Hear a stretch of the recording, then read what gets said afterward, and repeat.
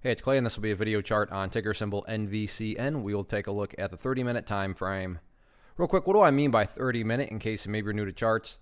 Instead of each one of these candlesticks here representing 1 day's worth of price action, which is what you would normally see, each one represents 30 minutes. So all this here may look like several days worth of time. It's actually just today's price action broken down into 30-minute time slices. I like to do this time frame. I think it does a good job of telling the quote-unquote story of the price, and then makes mapping out levels of support and resistance a bit easier to see. I've done this analysis on a very routine basis. I did it on Friday, so that's where these green and red line annotations are coming from. But after today's price action, some updates here need to be done. First thing I'm going to do is just a little house cleaning, get rid of that line up there.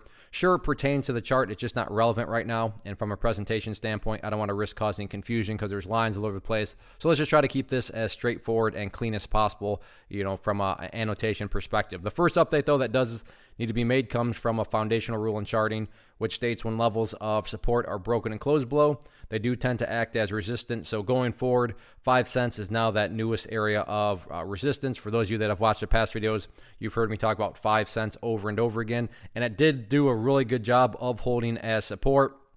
However, this morning, things just could no longer hold anymore, and when the price did break down below there, things got pretty nasty for a period of time as the price went all the way down there. But to give some credit where credit's due, the bulls did, level things out and then essentially spent the remainder of the day, creating this little miniature bounce right here. So we'll see if this bounce has any sort of genuine power behind it. If it does have some true genuine power behind it, then the first sign of that power would be the price getting back up above the 5 cent mark, again, which is being represented by the red line right there.